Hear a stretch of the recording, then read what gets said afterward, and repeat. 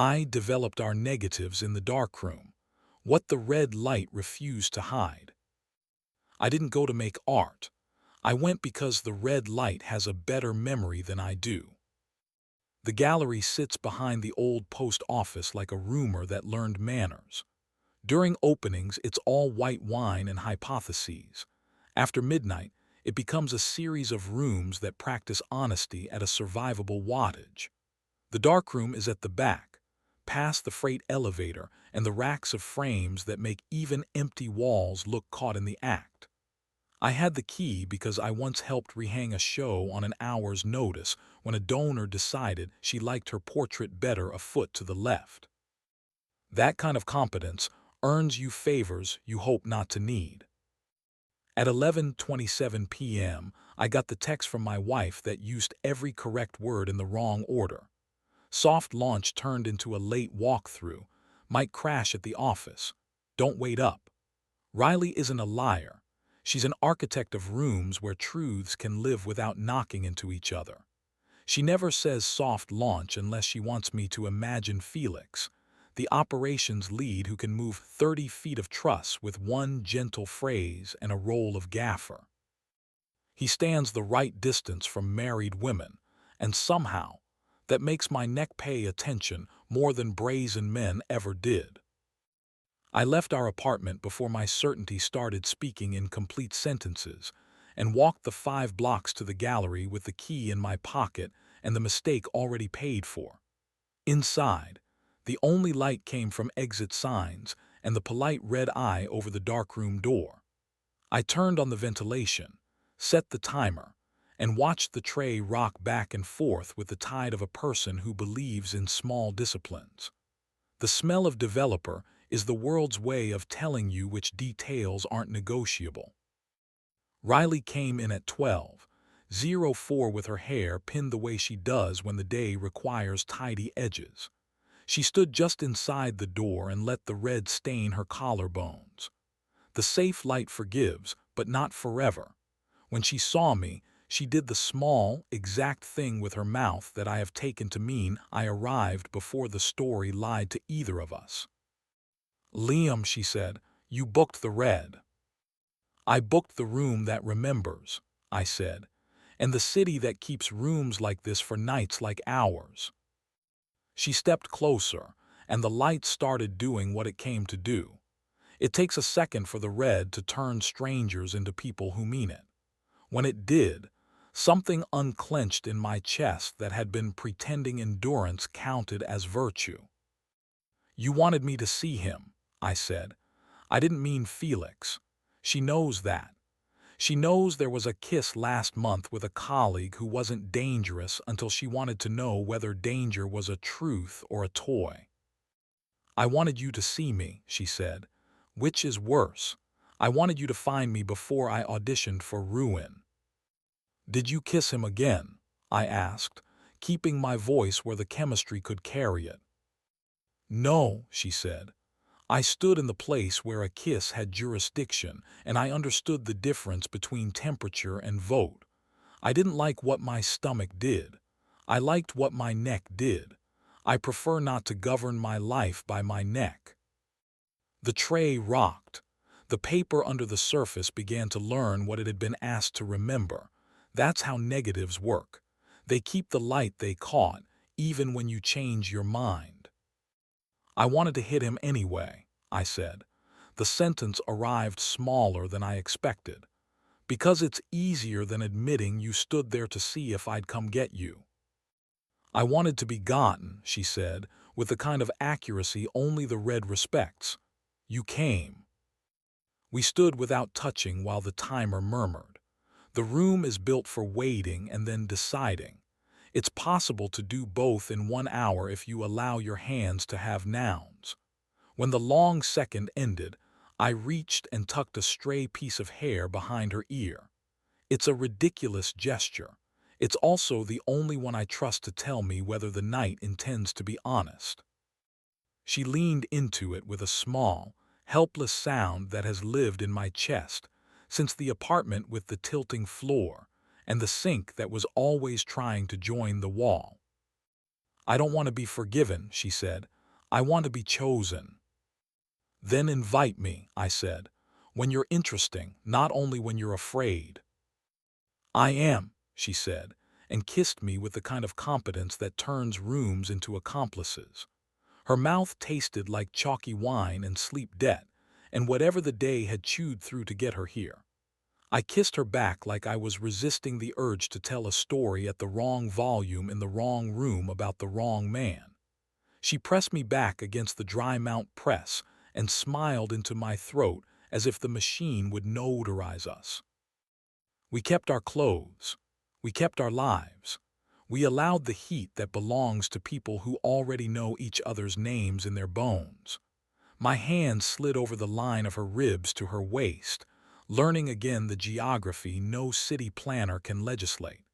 She pulled at my belt and then stopped, not because she didn't want to, but because the red light insists on a kind of mercy the dark cannot afford.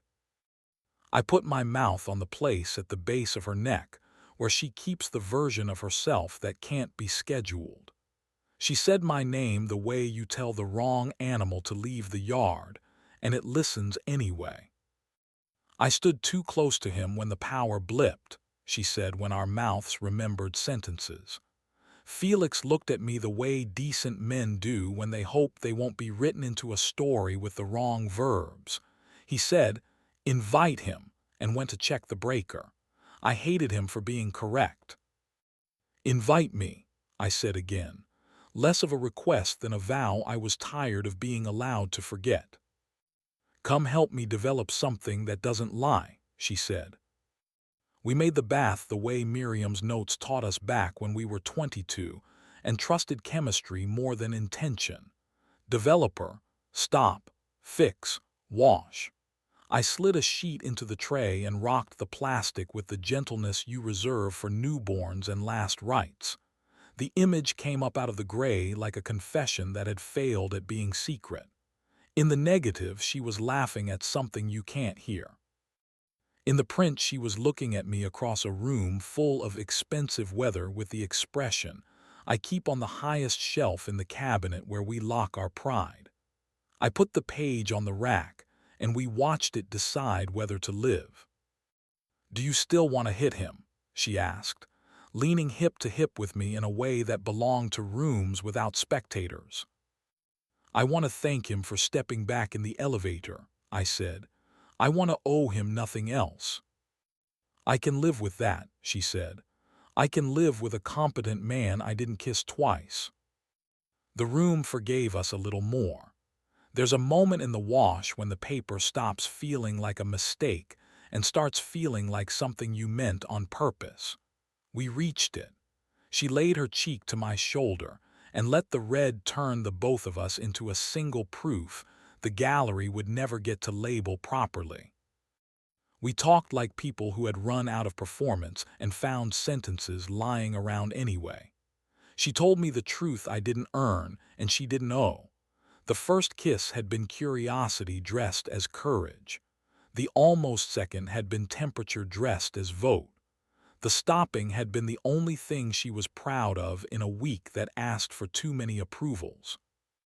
I told her the truth about the night I took a cab to the airport and sat in the parking structure for an hour with a hotel key in my pocket, because I wanted evidence more than I wanted sex. I threw the key away and called a friend to make fun of me. I didn't tell her until now because men are bad at admitting they almost staged a crime when what they needed was to be interesting. We made 2 more prints because it felt like a prayer only an atheist could believe in. In one, she was looking away. In the other, she was. I labeled them with a pencil and my best handwriting and felt my chest shift back toward the posture my mother would recognize. The timer clicked and we turned off the ventilation until the silences found their corners. When she kissed me again, it wasn't apology. It was permission. I put my palm at the small of her back and felt the line of her spine argue for a future I didn't need to outline on a slide. We didn't stay until morning. We stayed until the red no longer flattered us and the city began practicing its daylight. On our way out, Me was wiping the case in the lobby and pretending she hadn't seen anyone become less incorrect. She looked up and gave us the look only night workers know how to give, the one that says no trials after 2 is a law you write on your own hands. At 9, we met the team at the community center where competence goes to be rinsed and put away. Felix was there lifting tables with a kind of modest authority only people who have hauled their share of consequence earn. He saw me and nodded once. I nodded back. We moved like men who had decided not to be enemies, because there were 15 volunteers who needed to be told where to put their bodies so gravity would listen. Riley moved through the room with a clipboard and a mouth that persuaded busy people to breathe. When she passed me, she touched my wrist with 2 fingers, daylight legal, and the morning took my side without making a speech. We didn't turn the darkroom into a story we tell at parties. We taped one of the prints to the side of our fridge under a magnet shaped like a small boat we bought one summer we didn't ruin.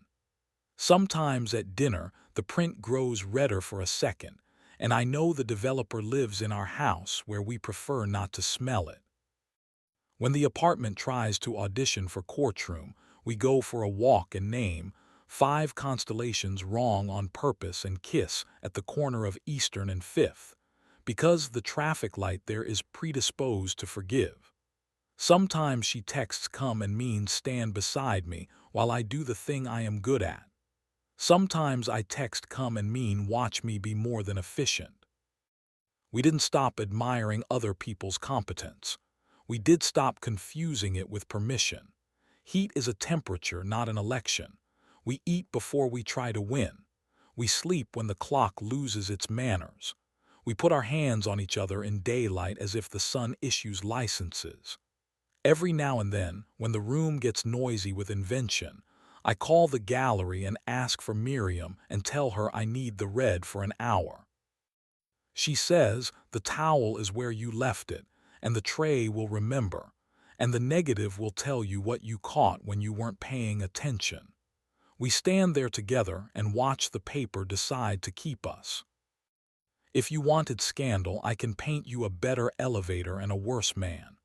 What I have is a door at the back of a gallery where the city keeps a memory, a colleague who knew where to stand without auditioning for nobility, and 2 people who learned that the opposite of secrecy isn't confession, it's invitation. The red light refused to lie for us. It didn't have to. We did the work. We made the prints. We hung them on the only wall that matches, and walked home in a body that had finally been permitted to be believed.